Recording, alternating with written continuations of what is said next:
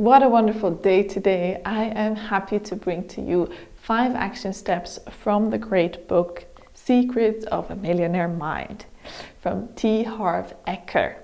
We had a wonderful tea time talk about this book a few weeks back, and I really had some key aspects that I wanted to come back to focus in applying the wisdom we learned from this great book and making it practices and habits and really action steps that can be applied in our everyday life, because I'm all about taking action and not letting these wonderful pieces of wisdom pass us and then just being in this dusty cupboard in the back of our mind and actually not being used, because this is just a waste of wonderful knowledge and practice we can have.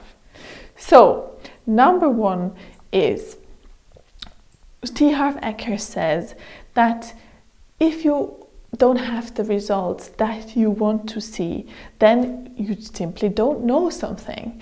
And this is a quite nice point of view, because it puts you in the position of a student, a lifelong student that can always learn and become better, and also takes away the guilt of saying you're just not good enough, or you're probably not worthy of having success because you didn't make it yet, but you simply don't know something.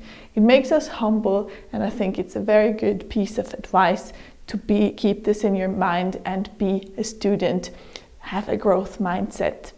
Number 2 is the saying that he uses: you don't need to be at the perfect time at the perfect place, but you actually need to be the right person at the right time at the right place. And with this, he actually refers to his understanding that so many people attended his workshops but couldn't actually execute on it. It was just a few of them who had the results that he intended for his clients, and he really went back to the drawing board and thought about was it possible that some just could apply these principles and others couldn't. And in his understanding, it's all about the formatting and the beliefs and practices we gained from our upbringing, often from our parents, and basically limited beliefs that we have to shed and release to install new formatting that are more like the millionaires we want to become, so we can actually think like them and act like them and not put ourselves down or sabotage our own success. He brings wonderful examples in the book from this one person who inherited a company where his father always just made ends meet with his company, but never actually built anything farther, any more for himself. And it took Harv Eker and his seminar for this man to actually realize that it was formatting. He didn't expect any more from the company he inherited, but as soon as he understood what it was, he started to imagine himself bigger and went out of his way and also achieved success. Then number 3 is: if you don't control money, money controls you. There he goes into the whole aspect of only people who are broke, he's saying, will tell you that money is not important, because all the people who have money will never tell you money is not important, because you also will not tell your spouse that your spouse is not important, because you want to keep your spouse around, right? And everything you actually degrade and say is not important will probably not stay with you. So this is his aspect of really being conscious about the power that money can have in your life and how much it can actually create freedom for you. And here we already come to number 4. He is all about financial freedom. And financial freedom in Harv Eker's world is as soon as you no longer need to trade time for money. So your passive income becomes depasses your expenses, whatever this is, right? Some people are super low on expenses and can have a financial freedom with a very small amount. Others want to have a real lavish lifestyle.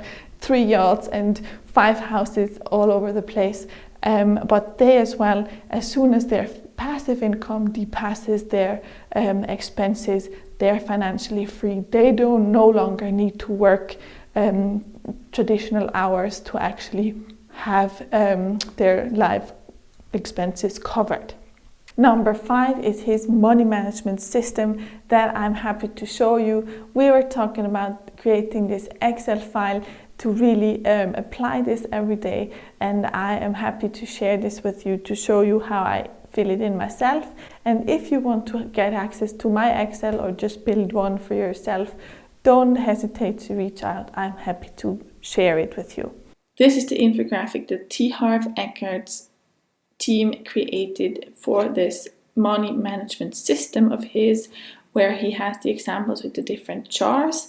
I cut it up to have it more visible and added also the text from his website, where he gives great examples on what to actually put in the different jars. And these percentages that he actually puts in there are goals. So this is what you want to work up towards. But as he has in the book, one of his students actually started with $1 and just split that $1 she had extra in these jars, so she could actually start training herself in the management of the money. And then she started slowly to increase the amount that she actually split up and managed.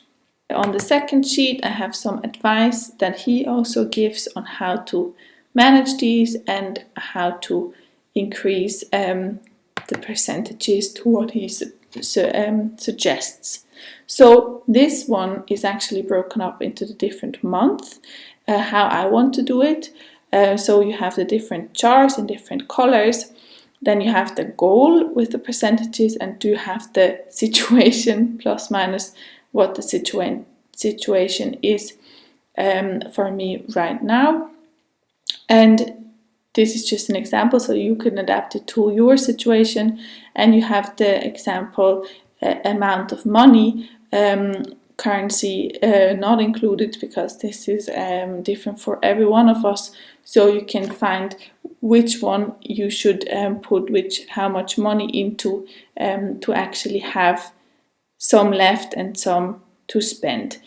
Here we can say the education money you should spend, the play money should always be to 0, because you also have to learn to enjoy money and treat yourself to it, because this is also a way of actually already experiencing some wealth, which we want to learn in the end. We want to be wealthy, so we should learn to have some money to spend as well as to give, because this is how they say, right?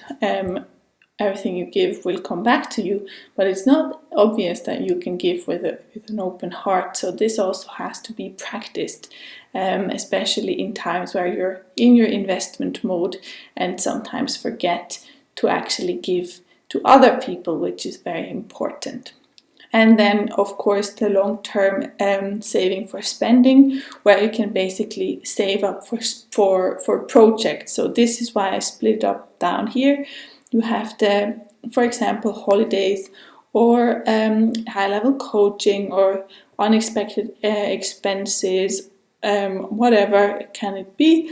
And you also have the give account, where there is some going to charity, some is gifts to parents or partner or family, and some is gifts for friends. So you can always already save for the different subcategories to make it very clear to yourself. I myself only have 3 accounts, so I just propose to you to bundle this like that, so you have a more active account with the money that actually goes out every month, and also you have a semi-active and a real savings account, because for us in Switzerland, taxes have to be saved personally, so they will not be subtracted from your income, but this depends on how it's organized in every country. Then how does it work up here? I want to know every month what percentages I reached. So this is here. I have what I spent in each category, what I saved. And then if I have saved something, I would transfer it to my jar, if you want to say so, because this is the overall situation I'm in. So here I would say I saved 200 and I saved 200 again and 200 again. So here actually it should say 600. So I will correct that, or say I can also do it nicely and add it with the numbers in Excel. You will find thousands of videos if you want to learn how to use an Excel file, or you can just reach out and ask me. And then if I have it here, this is the money that I can actually later invest. Play money should be to zero. Usually it is, but if I don't, it can maybe save for a bigger expense for the next month, but you shouldn't be saving much more. This is really something to treat yourself regularly. Bigger expenses should go into the long-term saving for spending. So I add an example, XXX, $40. I say this was play money. So I have it here, and then I added to the play expense up here. So they add up. So now it's 190, and it automatically calculated this percentage of the whole income. I hope this is clear how you can use it, and if you have any questions or simply want that Excel file, I'm happy to send it to you. Just reach out. Then a few bonuses, just a few of these life hacks or principles I really want to mention. Always think both. How can I afford it? Not I cannot afford it. Always create win-win relationships in all of your life. It's always a giving and a receiving, and no one can give without someone receiving. So it's all about creating win-wins for each other, and this is what I hope I'm doing here as well. I'm already looking forward for our next Tea Time Talk. Check in the description what it will be and when it will be, and I'm looking forward to meeting you there. Bye bye!